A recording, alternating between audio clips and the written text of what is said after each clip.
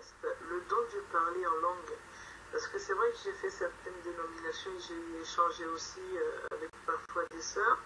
Et il en revient par moment, quand j'entends les gens prier par exemple en langue, c'est souvent le même rythme et parfois le même son qu'on entend. Et j'avais aussi entendu dire qu'il y avait, comment je peux dire ça, il y avait certaines pratiques au fait pour pouvoir commencer à parler en langue. Et je me posais la question si c'est un don. Normalement, c'est quelque chose qui vient naturellement du Seigneur, qui vient naturellement du cœur et qui est conduit par le Saint-Esprit ou une préparation quelconque pour exercer le parler en langue. Je voudrais savoir comment ça se passe, au fait, comment ça se manifeste, le don du parler en langue.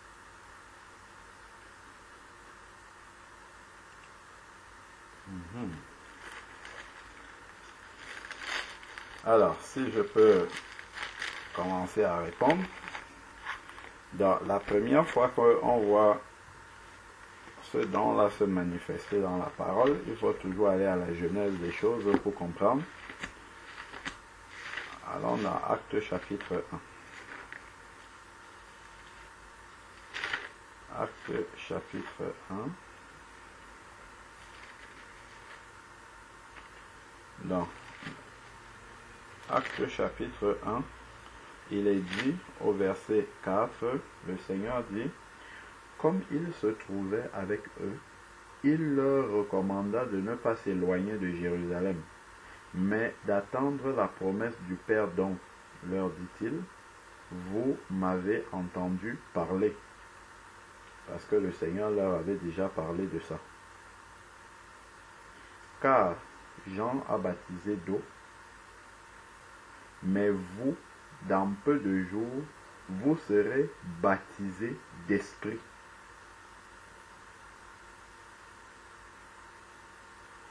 Eux donc, réunis, demandèrent Seigneur, bon.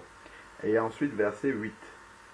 Mais vous recevrez une puissance, le Saint-Esprit survenant sur vous, et vous serez mes témoins à Jérusalem, dans toute la Judée, dans la Samarie et jusqu'aux extrémités de la terre.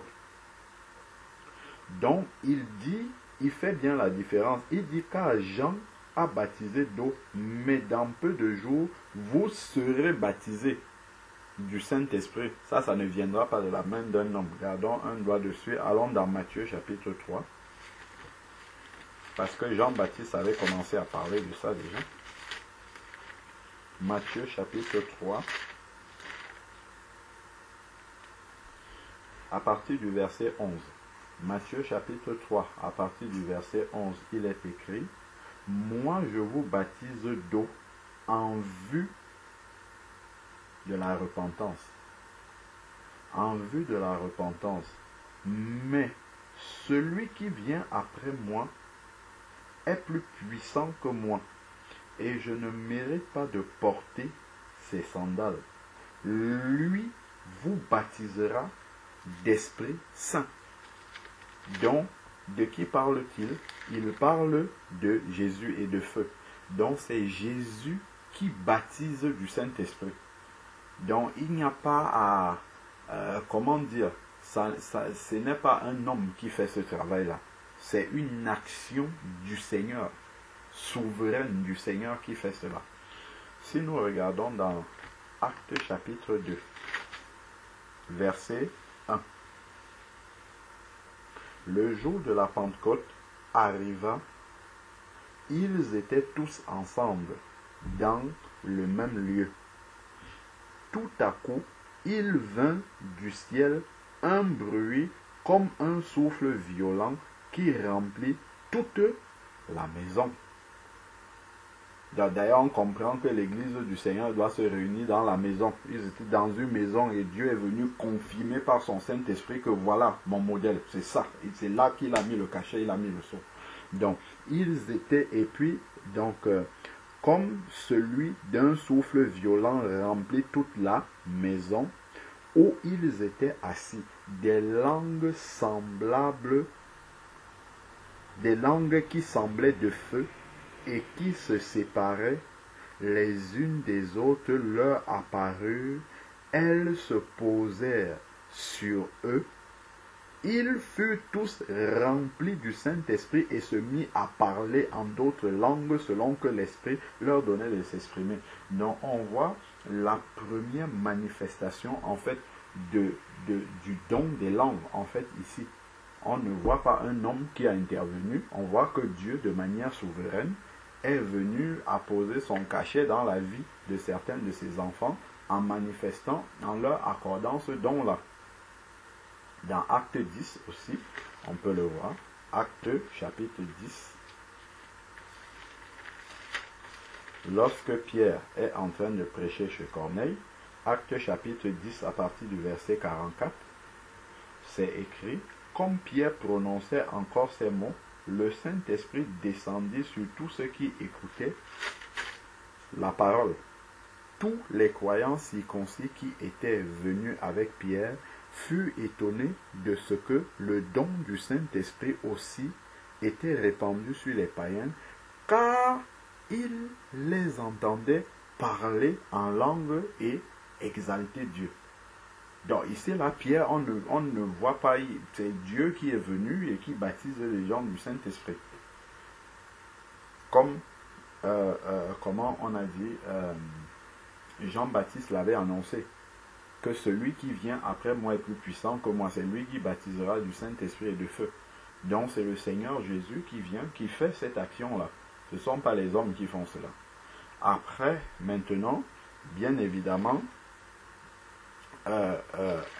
certains qui ont reçu de Dieu une certaine autorité spirituelle peuvent prier en imposant les mains aux personnes pour que ces personnes-là reçoivent le baptême dans le Saint-Esprit. On a un exemple ici dans Actes chapitre 8, à partir du verset 14.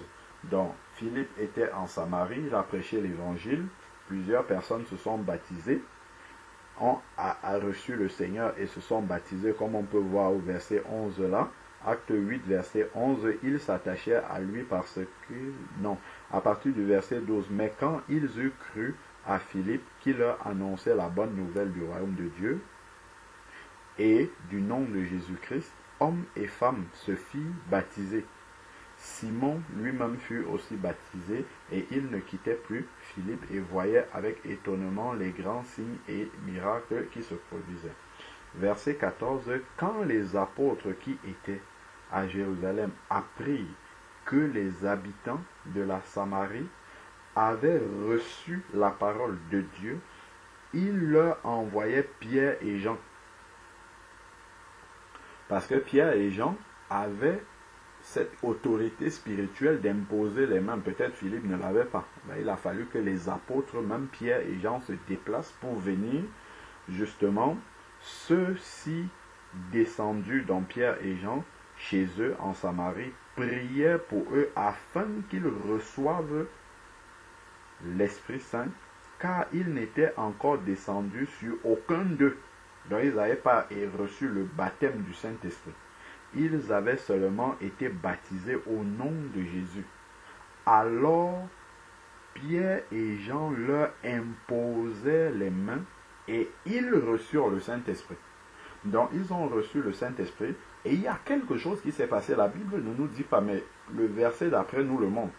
Lorsque Simon, dans un nouveau converti, vit que l'Esprit était donné par imposition des mains, comment est-ce qu'il a vu ça? Il a vu parce qu'il y a eu une manifestation extérieure, forcément. Sinon, il ne peut pas discerner s'il n'y a rien qui s'est manifesté. Donc, il y a forcément eu une manifestation ici qui doit être la même que nous voyons là dans Acte 2, puisque c'est le modèle. Ils doivent avoir manifesté des langues nouvelles et Simon a vu qu'ils avaient reçu le Saint-Esprit et on connaît la suite de l'histoire. Donc, on peut encore voir dans Acte chapitre 19. Donc, pendant que Apollos était à Corinthe, nous sommes au verset 1, Paul, après avoir traversé les hauteurs du territoire, se rendit à Éphèse. Il rencontra quelques disciples et leur dit: avez-vous reçu l'Esprit Saint quand vous avez cru? Ils lui répondirent: nous n'avons même pas entendu dire qu'il y ait un Saint-Esprit. Il dit: mais quel baptême avez-vous donc reçu? Ils répondirent le baptême de Jean. Paul leur dit, Jean a baptisé du baptême de repentance. Il disait au peuple de croire en celui qui venait après lui, c'est-à-dire en Jésus. Sur ces paroles, il fut baptisé au nom de Jésus. Et qu'est-ce que Paul va faire? Paul leur imposa les mains, le Saint-Esprit vint sur eux et il se mit à parler en langue et à prophétiser. Tous ces hommes-là étaient du nombre de 12 environ. Donc on voit ici les deux moyens, en tout cas les deux manifestations du don spirituel des langues nouvelles. Donc soit Dieu va baptiser quelqu'un directement comme ça, allez hop, la personne par la foi a prié, Seigneur, voilà, puisque l'apôtre Paul, dans 1 Corinthiens chapitre 14, dit désirer les dons spirituels. Il demande d'aspirer plutôt, aspirer aux dons spirituels. Ben, si quelqu'un aspire, il demande au Seigneur, ben, il le reçoit par la foi. Et il va le manifester par la foi également. Et après, dans d'autres cas, on peut aussi imposer les mains aux gens, des personnes qui ont reçu l'autorité spirituelle du Seigneur. Pour le faire, peuvent imposer les mains aux gens pour que ces gens-là reçoivent le don spirituel, le baptême dans le Saint-Esprit manifesté par le don des langues et la prophétie souvent. Donc c'est quelque chose qui vient, c'est un don qui vient de Dieu directement. C'est Jésus qui baptise dans le Saint-Esprit, c'est pas un homme qui fait ça. On ne peut pas apprendre à parler en langue. Ça c'est de la contrefaçon. C'est vraiment un don qui vient du Seigneur directement. Donc, je ne sais pas si c'était ça le sens de ta question, ou si ce n'est pas ça le sens de ta question, je pourrais préciser davantage pour qu'on comprenne exactement ce que tu veux savoir par rapport au don des langues. Si c'est ça le sens de ma question, et parce que parfois, en fait, au début, quand j'avais reçu le Saint-Esprit, le Seigneur me mettait à cœur, en fait, il y avait des paroles bizarres qui venaient dans mon cœur, et moi, ça me semblait étrange. Donc, je me disais que ce n'était pas normal, que quand on prie, normalement, c'est en français, et que c'est de façon audible. Et donc, du coup, je repoussais ça. Et la question que je me posais, c'est quand le parler en langue, quand on prie en langue, ça ne vient pas de notre conscience, mais ça vient du cœur, ou ça se manifeste comment? Alors, prenons 1 Corinthiens chapitre 14. 1 Corinthiens chapitre 14.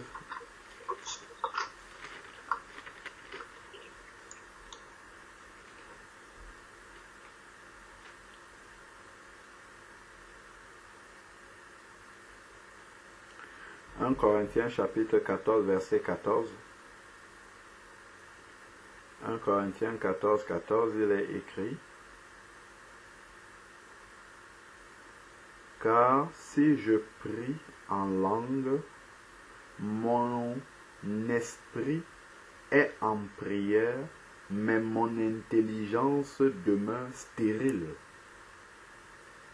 Donc la prière en langue, en fait, l'intelligence humaine n'entre pas là-dedans. Donc on ne réfléchit pas, il n'y a pas de construction de phrases comme on va essayer de construire une prière pour dire Seigneur, je veux te demander ça. Non, c'est quelque chose qui vient spontanément comme ça et qui sort.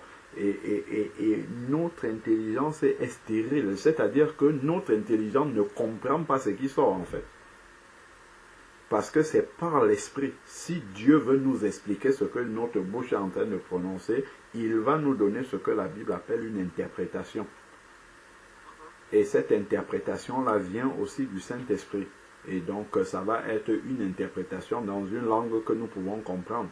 Mais sinon, le don des langues, en fait, est manifesté ici, là. Notre intelligence est stérile. Donc, notre intelligence ne participe pas à ça et ne comprend même pas le langage qui est en train de sortir. Parce que c'est un langage tel que la Bible le dit. Regardons dans 1 Corinthiens chapitre 14, verset 2. 1 Corinthiens 14, verset 2. En effet, celui qui parle en langue ne parle pas aux hommes, mais à Dieu. Donc c'est normal que ce soit Dieu qui entende ça. Il ne parle pas aux hommes, mais à Dieu, car personne ne le comprend, y compris lui-même. Lui-même ne se comprend pas. Il n'y a que Dieu qui le comprend, parce que c'est adressé à Dieu, ce n'est pas adressé à lui-même. C'est adressé à Dieu. Donc, c'est en esprit qu'il dit des mystères. Donc ça, c'est quand je suis quand je dis je suis, hein, c'est quand l'enfant de Dieu est dans son culte personnel avec Dieu. Il peut parler en langue autant que l'esprit lui donne. Mais quand il est en assemblée, vu qu'il n'est pas seul, s'il parle en langue, on doit pouvoir interpréter parce que les autres sont là, ils doivent comprendre ce qu'il dit. Mais par contre, quand il est dans son culte personnel, il peut prier en langue sans interprétation pour s'édifier lui-même, comme c'est écrit là. Celui qui prie en langue s'édifie lui-même. C'est écrit dans 1 Corinthiens 14, verset 4. Celui qui parle en langue s'édifie lui-même, donc il se charge comme une batterie. Alors que si tu parles en langue dans l'assemblée, c'est pour édifier les autres, donc ils doivent comprendre. D'où, justement, ce chapitre-là exhorte celui qui prie en langue de façon audible en assemblée, de prier pour avoir l'interprétation, pour pouvoir édifier le reste de l'Église. Donc, voilà, il y a Romains aussi, Romains 14, verset 26, si je ne me trompe pas. Romains chapitre 14, verset 26. Romains 14. Oh non, je me trompe, ce n'est pas 14, 26, parce que ce verset-là n'existe pas. Est-ce que c'est pas Romains 8, 26? Romains 8, 26. Alors, tac. Romains 8, 26, c'est ça. Romains chapitre 8, verset 26. De même aussi, l'Esprit vient au secours de notre faiblesse, car nous ne savons pas ce qu'il convient de demander dans nos prières. Parfois, tu peux faire une prière au Seigneur parce que tu as un problème donné, et dans ta prière, tu proposes la solution au Seigneur. Qui te fait croire que la solution que tu proposes au Seigneur est celle qui correspond à sa volonté? Par contre, quand tu pries par l'Esprit, toi-même, tu ne sais pas ce que tu dis au Seigneur. Donc, du coup, en fait, le Seigneur a le libre cours. Et comme c'est l'Esprit Saint qui prie directement, toi, tu lui prêtes juste ta bouche. Comme c'est l'Esprit Saint qui prie, l'Esprit Saint prie forcément selon la volonté de Dieu. Parce que l'Esprit Saint est connecté immédiatement à Dieu. En fait, c'est Dieu lui-même qui prie par ta bouche. Parce que l'Esprit Saint, c'est Dieu manifesté en esprit. Donc, l'Esprit Saint, lui, il sait ce qu'il convient à Dieu de demander. Et Dieu est là. Voilà pourquoi la prière en langue monte immédiatement avec un exaucement immédiat. Parce que c'est la volonté de Dieu forcément que tu es en train de demander. Et donc, tu peux être en train de prier en langue. En fait, tu es en train d'intercéder pour quelqu'un qui est en train de se faire égorger dans un pays musulman là-bas. Et par ton intercession, en fait, Dieu intervient là-bas. Mais toi, ton intelligence ne sait pas que ta prière, en fait, c'est une intercession pour quelqu'un qui a mis lieu là-bas. Et un jour, peut-être, Dieu va te révéler que quand tu étais en train de prier en langue, tel jour, voilà ce que j'étais en train d'accomplir à tel endroit là-bas. Parfois, ça peut être pour toi-même le sujet. C'est un problème dont tu voyais la solution d'une certaine manière, mais l'Esprit, ce qu'il met dans ta bouche, c'est vraiment ce que Dieu veut accomplir. C'est ça que tu es en train de demander au Seigneur. Donc, c'est pour ça qu'il dit ici que nous ne savons pas ce qu'il convient de demander. Mais l'Esprit, nous sommes dans Romains chapitre 8, verset 26, mais l'Esprit lui-même intercède.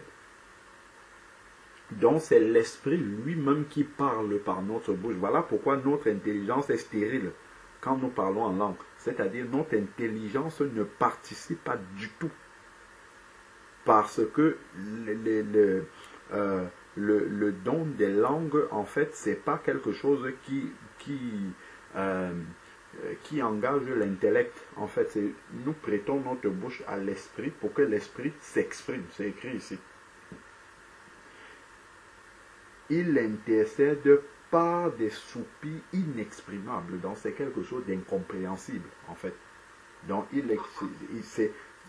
parfois, tu peux être en train de louer le Seigneur ou en train de prier. Tu es vraiment intensément en train de prier. Après, hop, ça bascule directement dans une langue nouvelle que tu ne comprends pas. Il ne faut pas bloquer, il faut laisser l'Esprit de Dieu exprimer cela dans ta bouche. Et tu verras comment, en fait, plus tu vas parler, plus spirituellement, en fait, tu vas te sentir réveillé spirituellement. C'est parce que, en fait, tu es en train de t'édifier personnellement.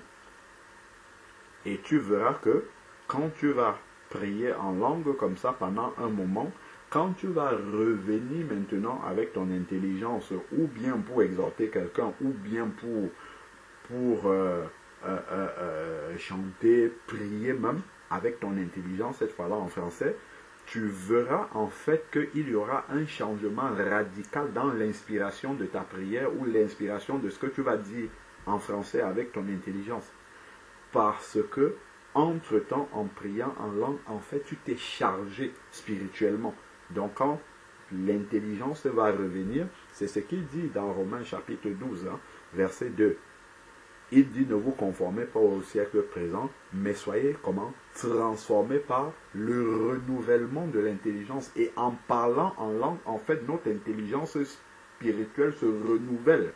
C'est pour ça qu'il dit, celui qui parle en langue s'édifie lui-même. 1 Corinthiens 14, 4. Donc, quand tu vas commencer à parler en français, ben là, tes paroles seront percutantes parce qu'elles sont directement inspirées du Saint-Esprit, parce que tu viens de te charger. Donc, voilà un peu l'un des rôles du don des langues dans la vie spirituelle d'un enfant de Dieu. Amen. Amen. Et j'avais entendu un témoignage, je ne sais pas si c'est toi le frère Alain qui avait donné ce témoignage-là, d'une dame qui avait été envoyée pour détruire des églises. Et au moment de la prière dans les églises qui n'étaient pas affermies, au moment de la prière en langue, elle venait aussi, elle priait en langue, et c'était des imprécations qu'elle faisait contre ces églises-là. Et donc, la raison pour laquelle je ne veux vraiment pas me tromper, parce que je ne sais pas si c'est ça le blasphème contre le Saint-Esprit ou si c'est autre chose, mais c'est vraiment dangereux de se lancer dans un truc qu'on n'a pas vraiment la maîtrise. Donc c'est pour ça que je pose vraiment la question pour ne pas me tromper, qu'au moment où ça viendra, que ce soit vraiment le Seigneur lui-même qui me conduise, quoi. Amen. Amen. Et ma question était, et les personnes du coup qui prient, parce que c'est des choses que j'ai déjà entendues, des gens qui rentrent dans des églises et soudainement ils se mettent tous à parler en langue parce qu'ils ont entendu d'autres prier de la même manière, et c'est pas conduit par le Saint-Esprit. Ça peut être des prières adressées à l'ennemi, ça peut être des prières que l'ennemi récupère, ou quand c'est comme ça, comment ça se passe? C'est juste des paroles en l'air, ou est-ce que c'est vraiment dangereux dans le sens où l'ennemi peut aussi récupérer ces prières-là pour s'en servir, étant donné que ce n'est pas conduit par le Saint-Esprit, mais par l'intelligence humaine?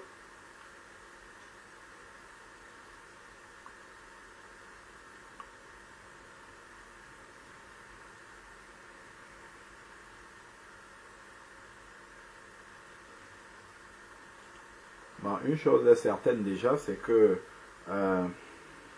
quand tout le monde parle en langue comme ça simultanément dans l'assemblée, ce n'est pas biblique. Donc ça on peut lire déjà dans la parole.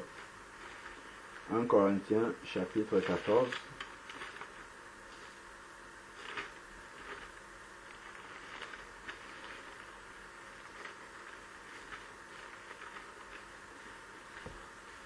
Quand nous sommes en assemblée, tu ne nous as jamais vu commencer à parler en langue comme ça en assemblée. Ce n'est pas parce que nous n'avons pas le don des langues, mais c'est simplement parce qu'en assemblée, il faut être discipliné. Il y a une manière de le faire.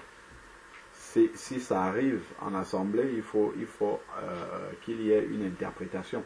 Mais dans le culte personnel de chacun, voilà, c'est complètement libre de ce point de vue-là.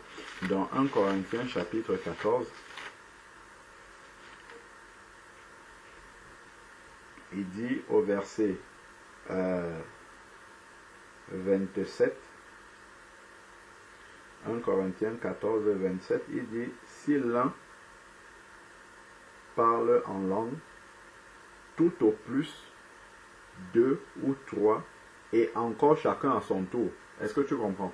Donc, dans l'exercice du don des langues en assemblée, si quelqu'un commence à parler, s'il y avait un autre qui parlait, il doit se taire et laisser l'autre parler.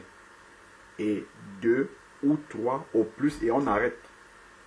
Dès que 2 personnes ou 3 au maximum ont prié successivement en langue, pas à la fois, successivement, on doit s'arrêter et recevoir l'interprétation, sinon on n'avance pas.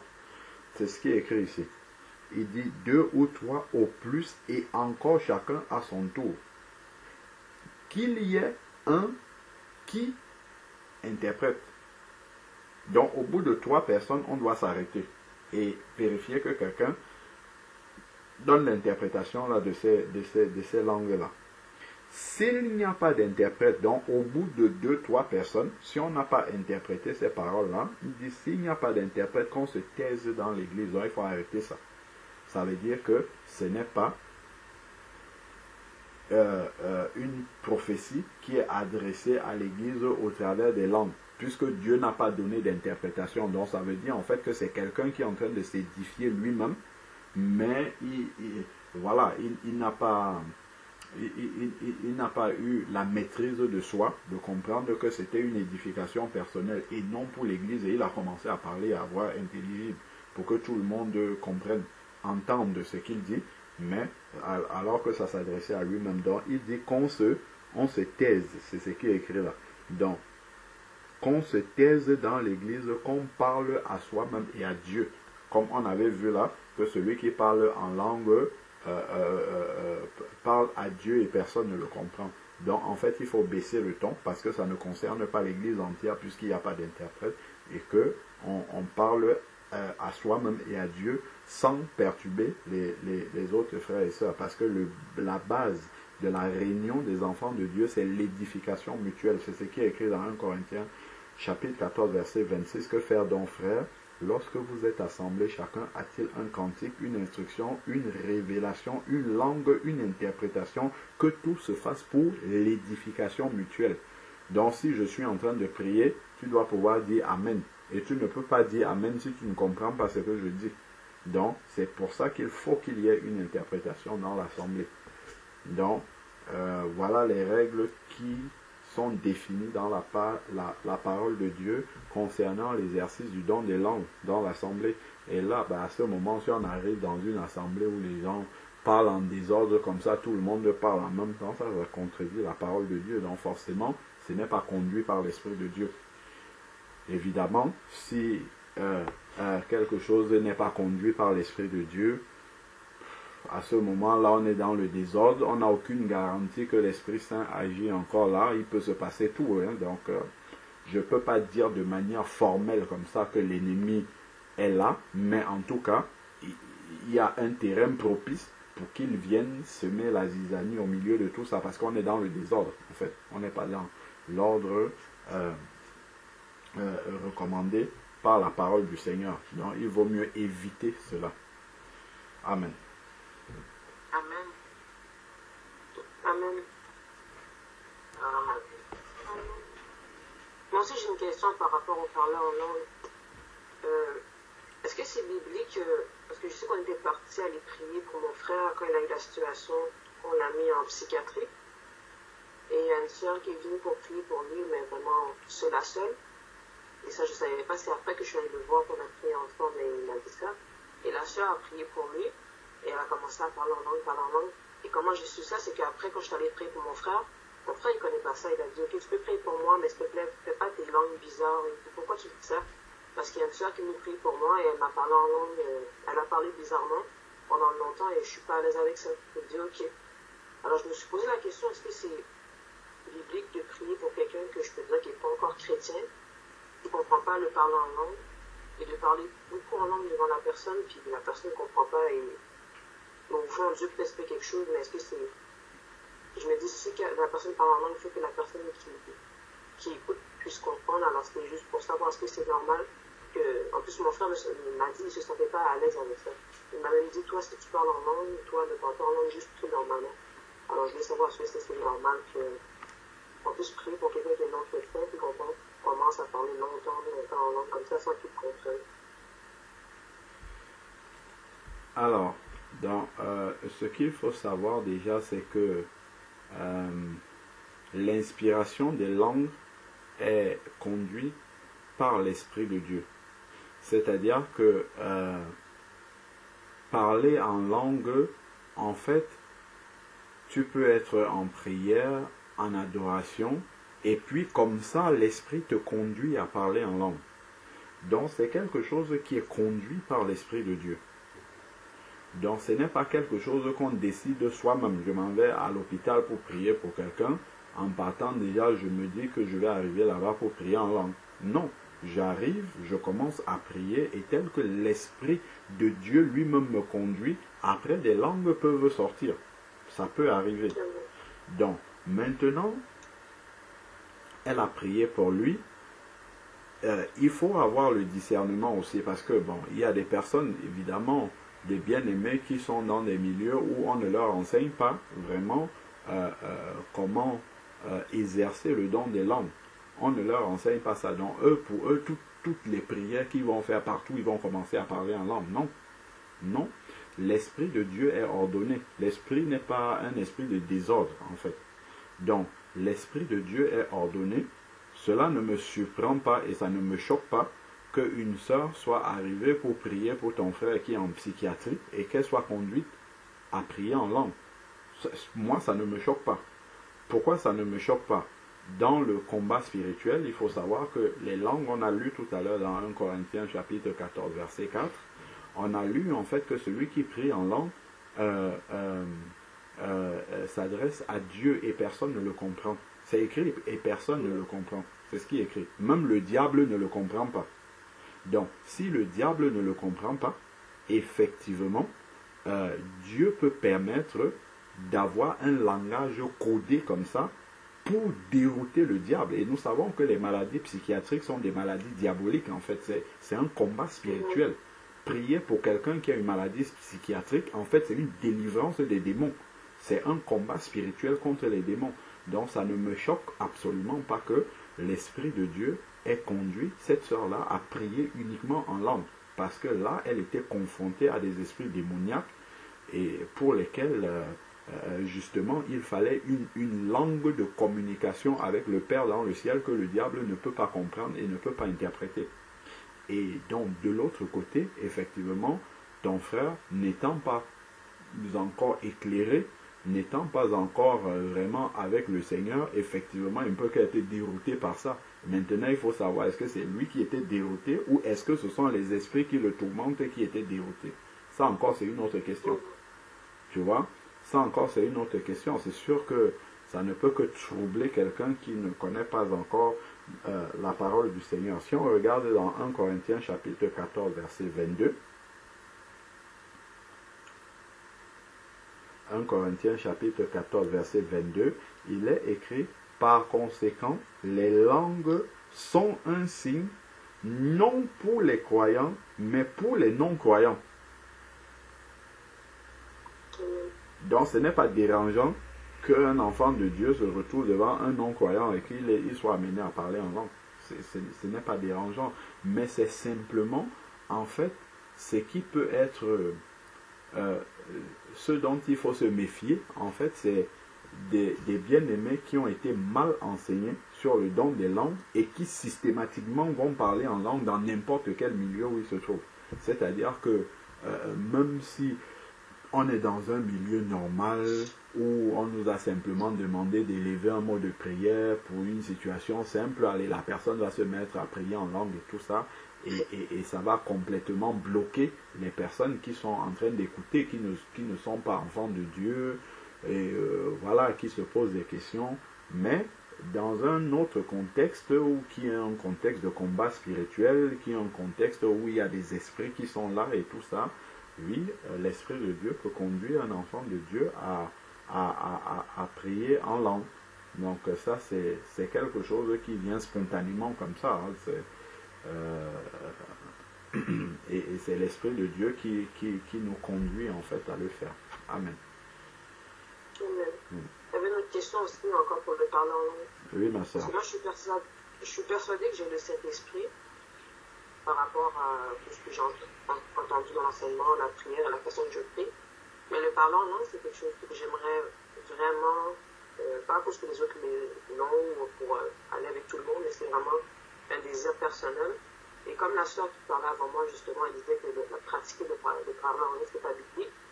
Alors je voulais savoir, est-ce que c'est vraiment après mon baptême que je veux vraiment parler en langue, ou c'est juste que Dieu va me donner quand il voudra, parce que c'est tellement quelque chose que je veux faire, que j'aimerais avoir, mais je sais pas. Ça fait quelques années que je priais pour ça, j'ai arrêté. Mais je voulais comprendre quand faire que... Dans Actes chapitre 10, Actes chapitre 10 qu'on a lu tout à l'heure, je vais juste revenir sur ce qu'on a lu et montrer l'ordre des choses. Je vais recommencer Actes chapitre 10 à partir du verset 44. Donc, comme Pierre prononçait encore ces mots, le Saint-Esprit descendit sur ceux qui écoutaient la parole. Tous les croyants circoncis qui étaient venus avec Pierre furent étonnés de ce que le don du Saint-Esprit soit aussi... Bonsoir, sœur Salomé, que Dieu te bénisse abondamment. Bien, bonsoir, mes frères et sœurs. Gloire à Dieu. Amen. Tu es connecté avec nous des Bolova. Je suis à Bolova. Vraiment que Dieu te bénisse abondamment et richement. Gloire au Seigneur. Ça nous fait plaisir que la parole de Dieu aille jusqu'à Ebolova maintenant. Gloire à Dieu. Que la paix du Seigneur soit dans ta famille. Amen. Amen. Amen. Amen. Amen. Gloire au Seigneur. Donc ensuite, ma soeur, il est dit que tous les croyants, nous sommes au verset 45, acte 10. Tous les croyants circoncis qui étaient venus avec Pierre furent étonnés de ce que le don du Saint-Esprit soit aussi répandu sur les païens. 46. Car ils les entendaient parler en langue et exalter Dieu. Ça, ce sont les gens qui écoutaient la parole de Dieu chez Corneille. Il n'y a pas le baptême encore ici. Et maintenant, verset 47. Alors Pierre reprit. Peut-on refuser l'eau du baptême à ceux qui ont reçu le Saint-Esprit aussi comme nous? Il ordonna de les baptiser au nom de Jésus. Donc eux, ils ont d'abord parlé en langue, mais le Saint-Esprit les a conduits immédiatement dans les eaux du baptême. Donc il peut arriver dans un contexte particulier, parce que bon, il n'y a pas encore la possibilité de se baptiser ou quelque chose comme ça, que Dieu accorde le baptême dans le Saint-Esprit à un de ses disciples qui n'est pas encore passé dans les eaux du baptême.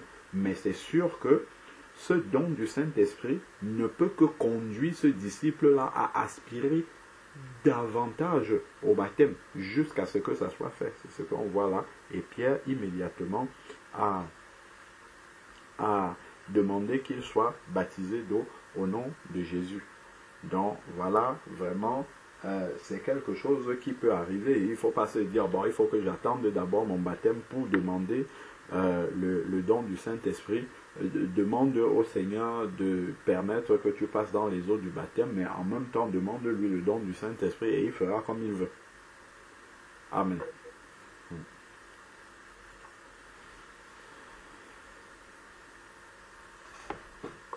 Amen. Amen. Amen. Amen.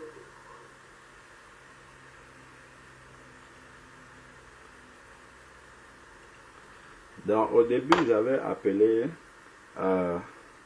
notre sœur Céline, je l'avais appelée bébé Céline. Est-ce que tu es encore là, ma soeur?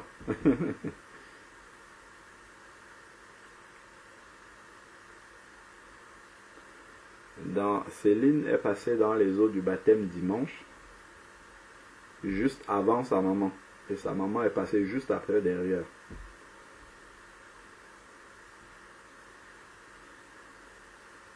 Céline, tu es encore avec nous?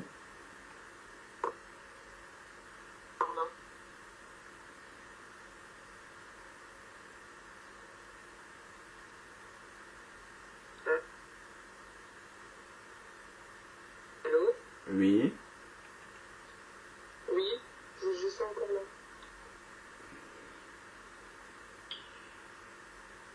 Allô, Céline, tu as parlé? Oui, je suis encore là. D'accord, ok, ben gloire au Seigneur. Il y a une... Ben, même pas. Puisque dimanche, on ne s'est pas présenté à toi, donc tu ne nous connais pas en fait. Donc on va se présenter les uns et les autres à Céline, notre jeune sœur, et après elle-même va se présenter aussi. Donc moi je suis le frère Alain Patrick que tu as vu dimanche. J'habite à Champigny-sur-Marne dans le 94 en Île-de-France et je suis père de 2 enfants et marié à la sœur Linda que tu n'as pas encore vue et je suis né de nouveau en 2008. Voilà, amen. Donc, les uns et les autres vont se présenter et puis Céline terminera. Amen.